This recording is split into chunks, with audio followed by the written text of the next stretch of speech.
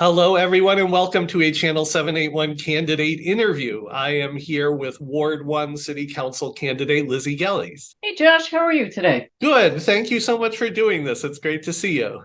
Thank you for having me. It's my pleasure to be on your show. So Lizzie is a second-time candidate. She has run in Ward 1 before, but this is a tough town to beat an incumbent in. So the first question to you is the first question I've had for everyone, which is, do you think you can win, and why or why not? So I think it's definitely an interesting race. I'm out there every day knocking on the doors, and I know that, I'm not going to get every vote, but people are really positive and they want to engage and talk to me, and they have voted for me or they have committed to voting for me.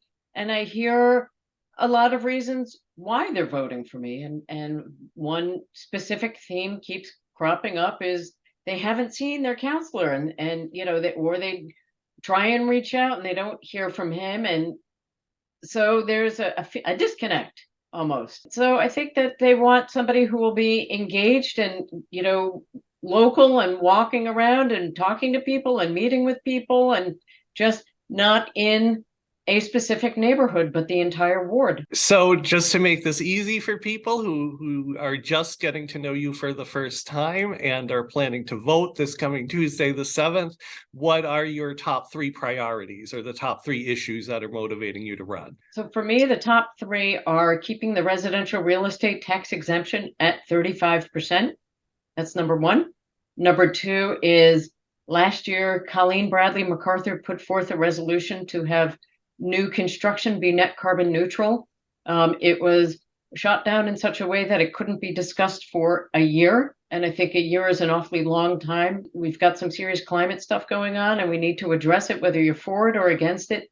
Let's not use legislative trickery. Let's just discuss it. And number three, the rats on Moody Street, the rats on the south side, and also encroaching on the north side. There are better ways to handle it, and we should examine all options. It's gross, it's disgusting, it's a little embarrassing that we've got this bigger problem. I know other cities and towns face it too, but I think we could address it in a multi-pronged facet. So the residential tax exemption, we've talked about it on our show, but most people may not be familiar with what it is. So can you just explain a little bit about what is that and why is it an issue right now? So it's an issue for me because at least twice, and I say at least twice because the 2021 notes are not out with a roll call, so I can't tell. But in 2020 and in 2022, current city councilor of Ward 1, Anthony LaFauci, voted against keeping the 35% rate. And that's money out of people's pockets. If you take a home whose value is $700,000, if the residential real estate tax exemption was not in place, they would be paying $800 more a year.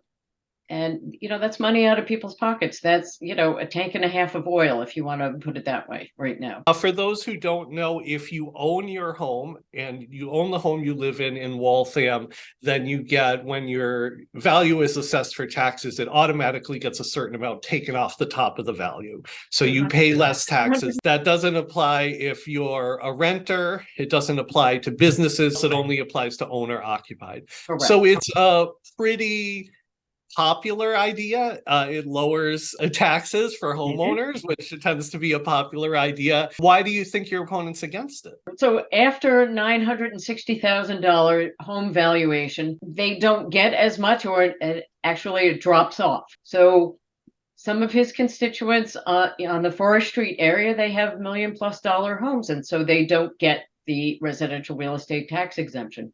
Now, for those who have homes and are owner occupied, it benefits 90% of Waltham. Let me push back on that a little bit, actually. So it doesn't benefit renters, right? It doesn't benefit businesses.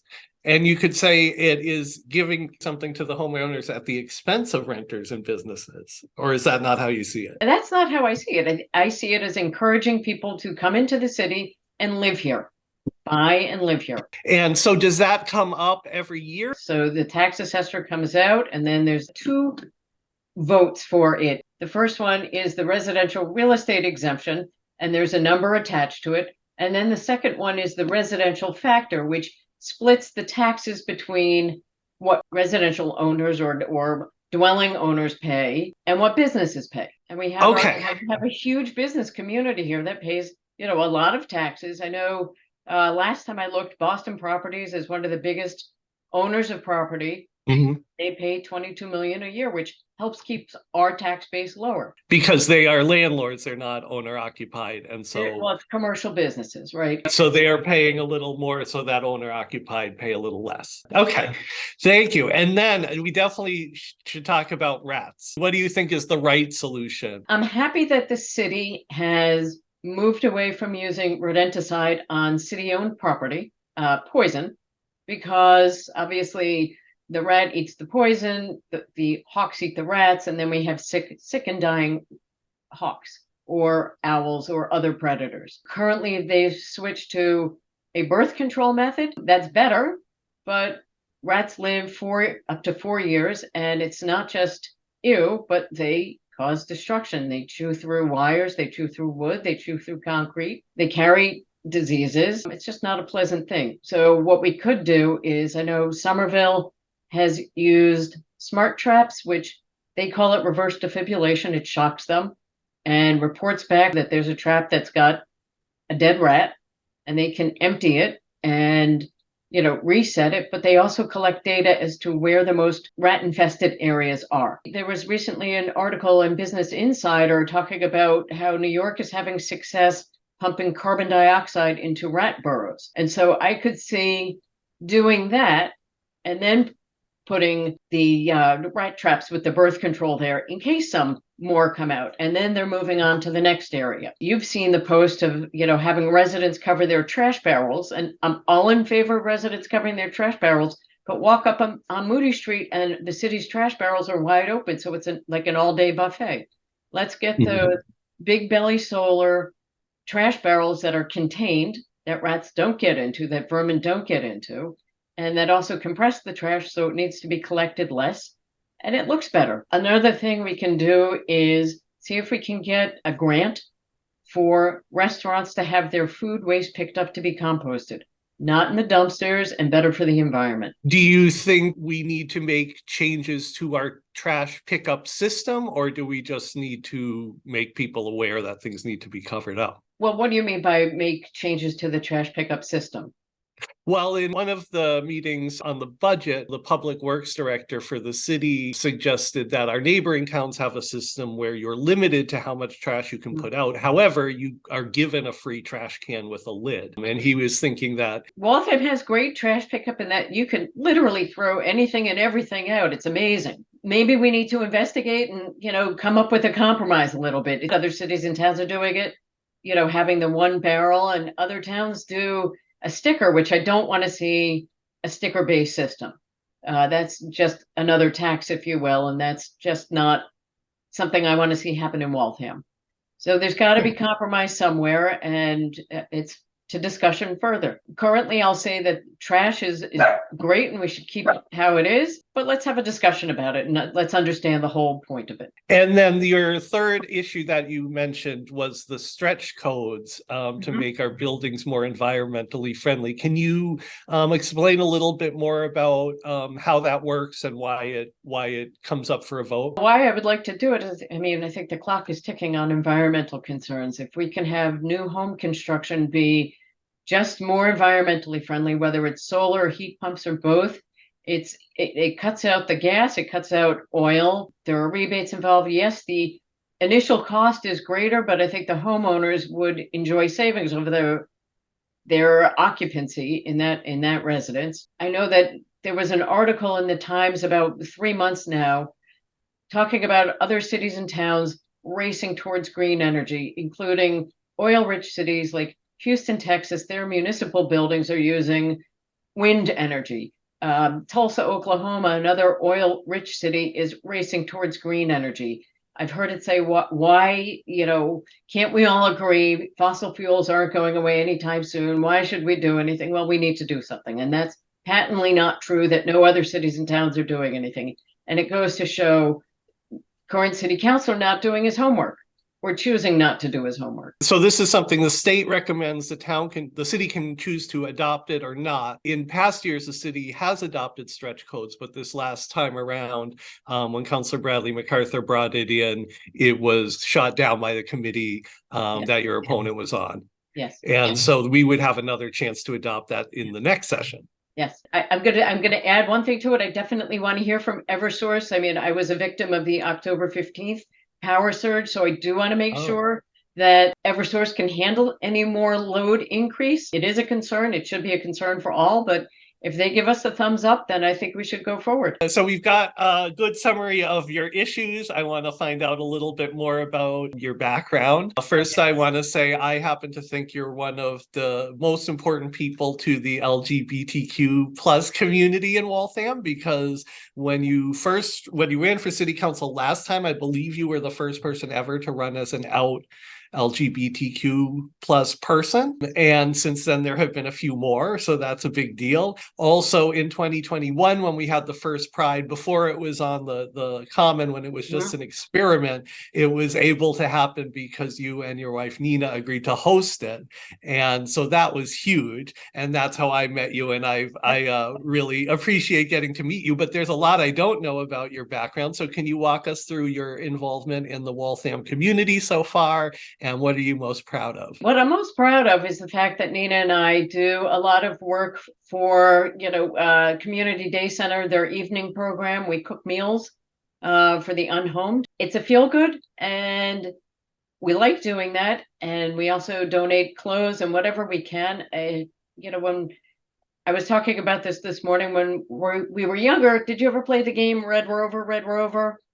Mm-hmm. Okay, so you all link arms and somebody from the other side comes over and they try and break through your line, and usually they go for the weakest link. It just seems like we need to help our less fortunate be strong. And if that's what we can do, that's what we can do. We also bring meals to Bristol Lodge from work when we can do that. And so that's special to me. We've volunteered at the food bank. Right now it's on Thursday, so it's a little hard during work, but I loved it when it was on Saturdays. We did that all the time. And now, since I can't do that, I donate money. It's something that I can do. I'm from New York. Came up here in the 80s. I bought my house in 95, and I've been in Waltham ever since. I know that 28 years does not make me a native Walthamite, but, I love my community. The Highlands is a great place. You saw it. My neighbors embraced the Pride party that we had. They loved it. They came over. So it's a great neighborhood. I've never had any issues in my 28 years of living here. It's been a wonderful, wonderful time. Just being out there and being visible, like you said, ran 4 years ago as my authentic self, and that took courage. And I'm running again as my authentic self, and that takes courage. And so I'll still do that. What do you think are the biggest barriers to change in Waltham in general? And also, if you get the job, what are going to be the biggest barriers to doing the things you want to do? So I think the biggest barriers is the status quo, right? We've got people who have been in office for a long, long time and are, just accustomed to doing things how they see fit and not wanting to adapt to change. And change is hard for everybody. But we need to make some moves forward. We need to do things a little differently. If I get elected, I would like to build relationships with my colleagues. I would like to start by having little one-on-ones with councilors whose neighborhoods I border.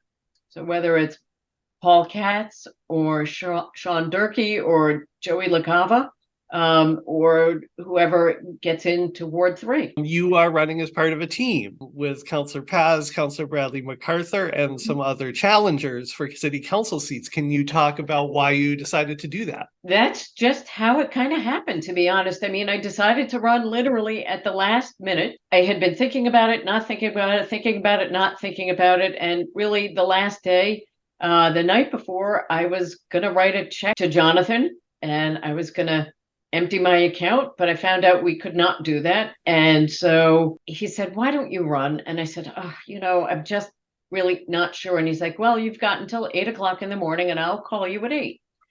And this is a true story. And so 8 o'clock, he's like, so I said, well, I've got a few meetings to attend to. I mean, I still have work.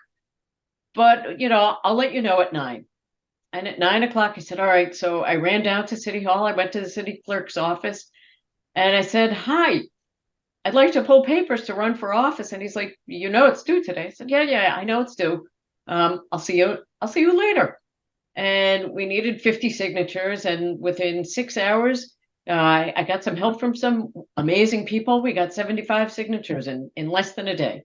And at 4 o'clock in the afternoon, I went back and I said, hi, remember me? Here you go. And I mean, they were shocked. And an hour later, I got a call and they said, your signatures match, you're in.